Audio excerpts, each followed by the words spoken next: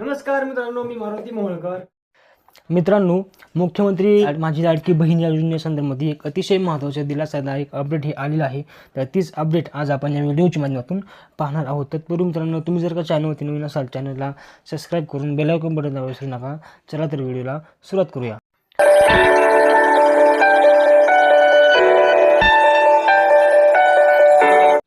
मित्रांनो, माझी लाडकी बहीण योजना या संदर्भामध्ये एक अतिशय महत्त्वाचा आणि दिलासादायक अपडेट हे आलेलं आहे.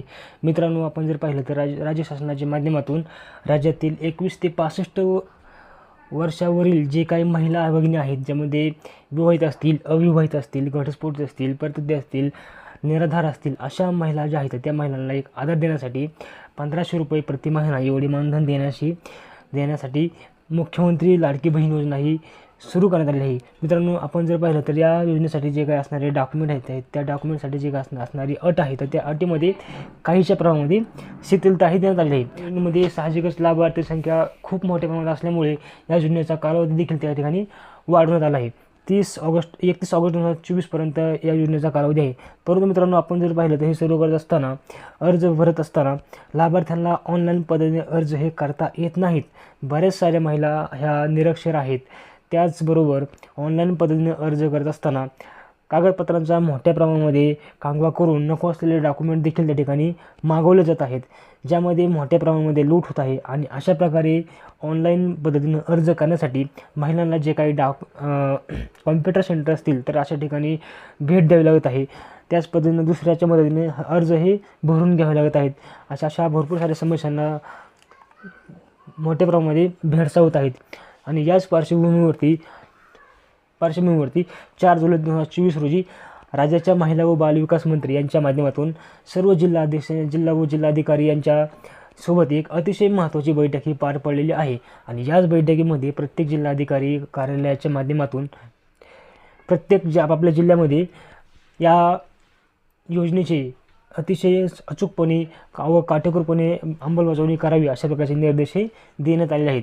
त्याच पद्धतीने 3 जून 2024 रोजीचा जो काही GR आहे तो आपण GR या ठिकाणी पाहू शकतो की ज्या GRमध्ये ज्या अंगणवाडी सेविका आहेत त्या अंगणवाडी सेविकाच्या माध्यमातून त्या ठिकाणी त्यांना प्रत्येक अर्जानुसार 50 रुपये मानधन देखील देण्याचे निश्चित करण्यात आलेले आहे.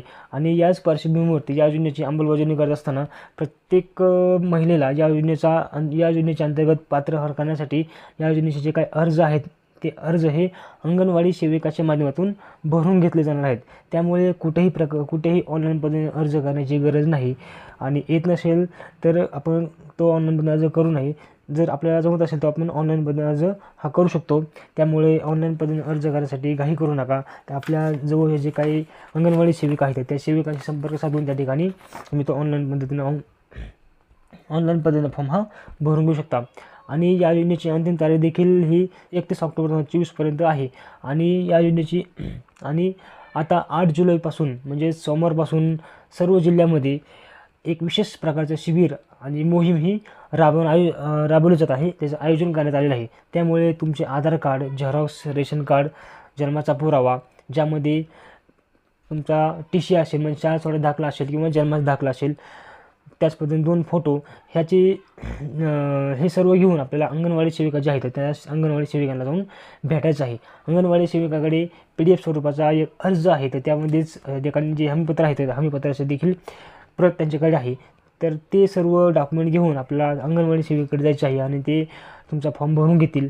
आणि अंगणवाडी सेविकेच्या माध्यमातून जे काही फॉर्म भरले जातील तर त्या फॉर्म भरल्यानंतर त्या ठिकाणी त्यांच्या माध्यमातून ऑनलाईन पद्धतीने अर्जही भरून घेतले जातील. आणि त्यानंतर त्या अंगणवाडी सेविकांना प्रत्येक अर्जानुसार 50 रुपये मानधन देखील देण्यात येणार आहे. त्यामुळे 8 जुलैपासून म्हणजे सोमवारपासून संपूर्ण राज्यामध्ये एक विशेष प्रकारची मोहीम ही राबवली जाणार आहे. विशेष प्रकारचे शिबिर आयोजित केले जात आहे. त्यामुळे ऑनलाईन अर्ज कुठे करायचा, कसा करायचा, त्याचबरोबर ऑनलाईन पद्धतीने अर्ज भरण्यासाठी येणारा जो काही खर्च आहे, ह्या ज्या मानसिक